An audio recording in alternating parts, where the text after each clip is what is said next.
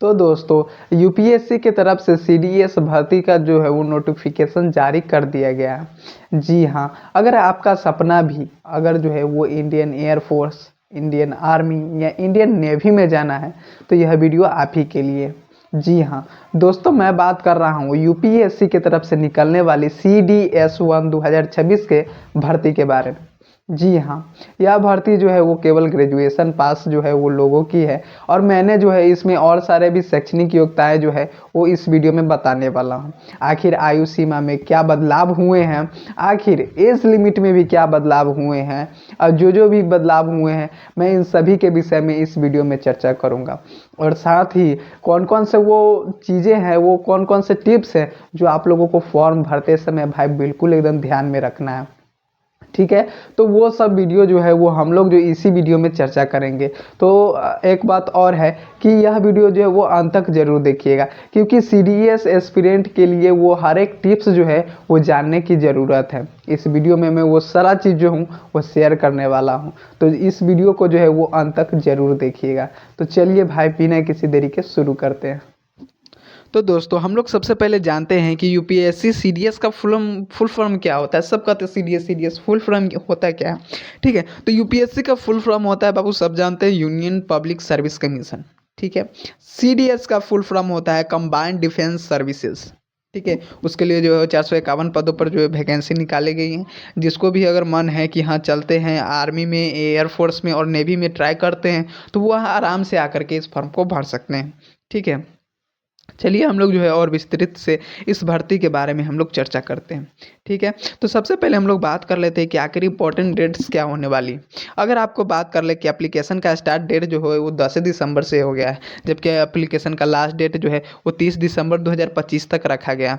दोस्तों, जब आप लोग देख लीजिए अंतिम तिथि जो है 30 तारीख तक, तो आप जो है अंतिम तिथि का इंतजार नहीं कीजिए। यूपीएससी है भाई, जो भी मतलब कि अंतिम तिथि में जो होता है क्या है कि सर्वर डाउन, इधर उधर का जो नेटवर्किंग प्रॉब्लम है वो होना स्टार्ट हो जाता है। तो आप जा करके आप 30 तारीख तक तो है, तो 25 28 ये सब तरफ भर दें तो भाई ठीक रहेगा। ठीक है, यहाँ पर एग्ज़ाम डेट भी दे दिया गया है। एग्ज़ाम डेट दिया गया है बाबू 12 अप्रैल 2026 को आपका एग्ज़ाम हो जाएगा।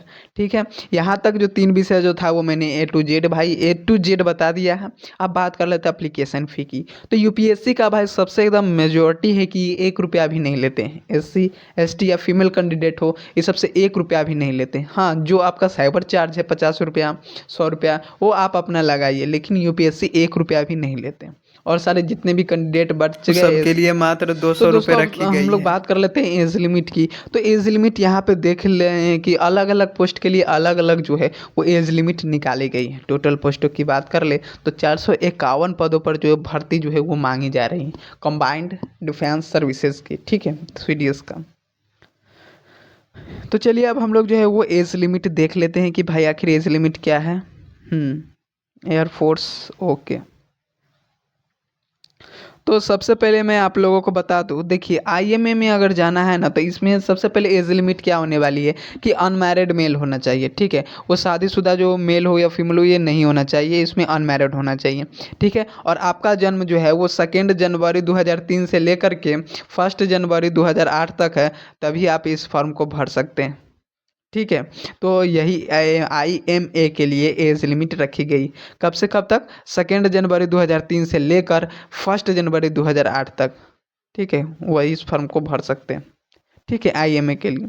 अगर आपको आईएनए में जाना है यानी कि इंडियन नेवल एकेडमी में, तो इसके लिए भी अनमैरिड मेल चाहिए। अगर इसमें एज लिमिट की बात किया जाए तो आपको 2 जनवरी 2003 से लेकर के 1 जनवरी 2008 तक जो है वो मांगी गई।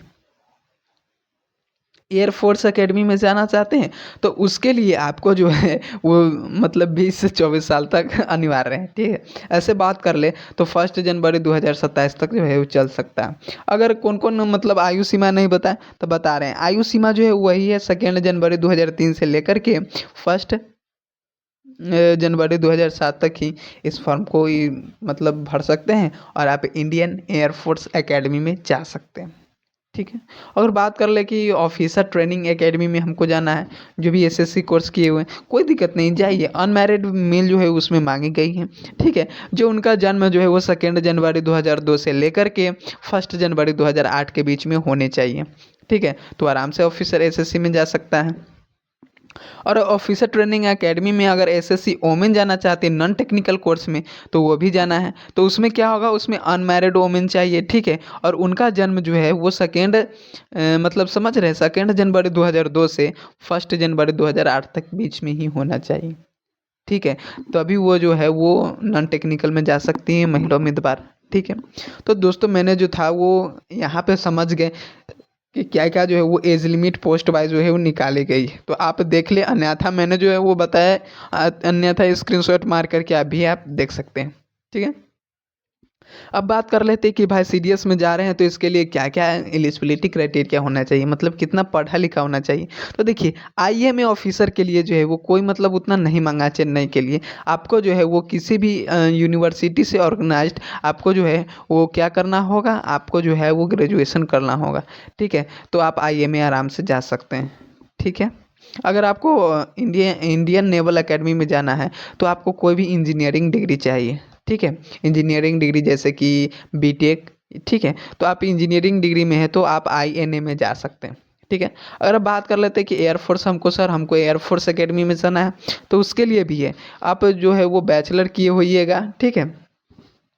बैचलर करने के बैचलर करने के बाद जो इंजीनियरिंग किए हुए हैं तो वो भी आराम से एयर इंडियन फोर्स में जा सकते हैं। और आपका जो है वो पीछे से फिजिक्स केमिस्ट्री रहना ही चाहिए, ठीक है। ग्रेजुएट किए होइएगा तो आपका फर्स्ट चॉइस आर्मी होगा, नेवी, एयरफोर्स, यहीं में जो है वो आराम से आप जा सकते हैं, ठीक है। ग्रेजुएशन अगर आप साइंस से किए हुए तो एयरफोर्स, और नहीं तो नेवी में जावे करता है। लेकिन अगर आर्ट्स से किए हुए तो इसके लिए आर्मी ये जो है वो कैंडिडेट देते हैं, ठीक है। तो ये सब था एलिजिबिलिटी क्राइटेरिया। अब देख लीजिए भाई, यूपीएससी में जो है वो क्या कहते हैं, कितना कितना पोस्ट पर जो है वो भर्ती निकाला है, ये भी यहाँ पर दिया हुआ है। जैसे इंडियन मिलिट्री एकेडमी देहरादून, इसमें जो है वो 162 पद जो है निकाली गई, ठीक है।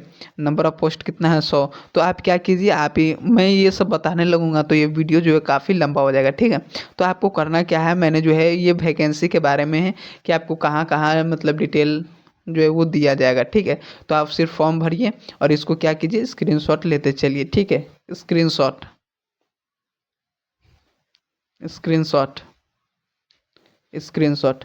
तो यह जो है वो आप लोगों को बता दूं कि ये कोर्स नेम है, ठीक है। जो जो आप कोर्स मतलब कोर्स करना चाहते हैं तो उसके लिए नंबर ऑफ पोस्ट भी यहाँ पे दी गई। तो जैसे कि 275 18 है। तो ये ऑफिसर ट्रेनिंग एकेडमी अगर कोर्स आप करना चाहते हैं तो इसमें 18। तो पहले आप जा कर के परीक्षा दें, तब ये सब कोर्स जो है वो देखें और उसमें एडमिशन लें, रैंक के अनुसार मिलेगा, ठीक है। तो दोस्तों मैंने जो इस भर्ती से संबंधित जितना भी भाई जानकारी था वो आप लोगों को विस्तृत से चर्चा की है। अगर आपको कोई भी चीज़ डाउट हो तो नीचे कमेंट सेक्शन में डाल दें, अन्यथा वीडियो को एक बार दो बार देख ले तो आपको सारा डाउट जो है वो क्लियर हो जाएगा।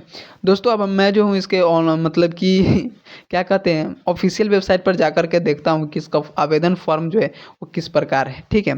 तो आवेदन फॉर्म आप लोगों को कुछ इस प्रकार दिखाई देगा, ठीक है। तो यहाँ पर जो है भाई यूपीएससी है, ठीक है। कुल जो है वो मतलब 4 स्टेप में जो है वो फॉर्म भरा जाएगा, ठीक है। तो आप लोगों को सिंपली क्या करना है, साइबर के यहाँ जाना है, जो भी फोटो हो, हस्ताक्षर हो, तो इस सब को अपलोड करना मत भूलिएगा। साथ ही भाई यहाँ पे यूपीएससी आपका एक भी गलती ना फॉर्म रिजेक्ट कर सकता है। तो जो भी वर्ड आप लिख रहे हैं, फोटो मतलब जो कुछ भी कर रहे हैं फॉर्म पर, तो आप जो है वो उसके दिए अनुसार ही कीजिए, ठीक है। अन्यथा आपका फॉर्म रिजेक्ट भी हो सकता है। जो भी प्रिंट आउट निकलता है तो उस सबको लेकर के वापस आइए और जा कर के सीडीएस की तैयारी कीजिए। चलते हैं भाई, ठीक है। तो दोस्तों यह थी यूपीएससी के तरफ से निकलने वाली सीडीएस भर्ती के बारे में भाई पूरी जानकारी।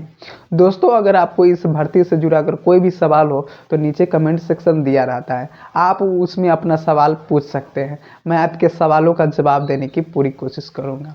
अगर आपको यह वीडियो पसंद आया हो तो भाई मिलते हैं किसी अगले वीडियो में नई भर्ती या फिर नई उम्मीदों के साथ। तब तक के लिए जय हिंद, वंदे मातरम।